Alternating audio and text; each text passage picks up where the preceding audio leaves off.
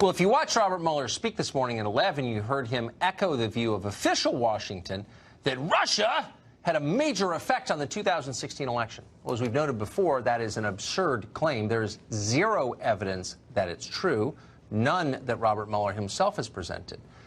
But if you're looking for countries that really do influence American politics, there are quite a few. Anyone who lives in D.C. can tell you that. Russia does not make the list. Mexico definitely does.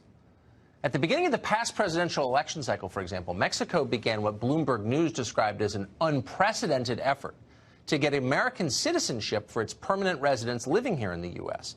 The point was obvious, of course, to make them voters so they could vote to defeat Donald Trump. Russia never even considered election hacking that bold. Mexico did, and there's more.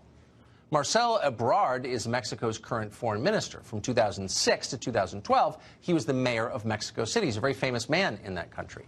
But between those two jobs, he was here in the U.S. What was he doing? Well, he was working on behalf of the Democratic Party.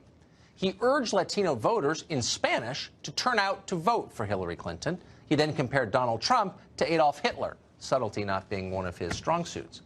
Imagine if the Russians did something like that. Put a friend of Vladimir Putin, say the former mayor of Moscow, into the U.S. to spend an entire election cycle recording pro-Trump ads. How would that work? Well, it's unthinkable. He'd probably be arrested. And yet a top Mexican politician did exactly that, and nobody cared. Why? Because it helped Hillary Clinton. This kind of thing has gone on for years here. And anyone who lives in D.C., again, can tell you it goes on even today. Here's another example. Juan Hernandez. He's appeared as a guest on this show more than once. He led President Vicente Fox's Office for Mexicans Abroad. How did he describe his job? This way, quote, "I want to get the third generation, the seventh generation in the U.S. I want them all to think Mexico first." Hernandez argued that Mexican immigrants to the U.S. are always, quote, going to keep one foot in Mexico and will never fully assimilate. This isn't just an idle hope on Mexico's part. They're working to make it come true.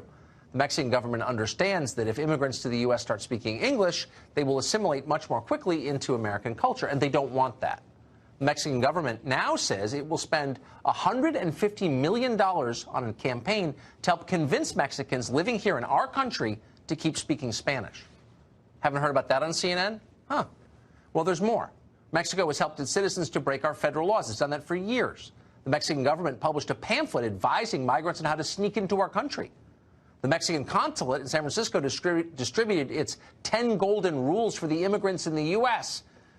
That paper instructed illegal aliens on how to avoid arrest and deportation. The Mexican government has paid lawyers to clog our courts in deportation cases. We could go on and on and on. The point is, that's what it looks like when a hostile foreign power interferes in your democracy. They don't buy Facebook ads that nobody sees. Why would they? They try to change the demographics of your country. That works.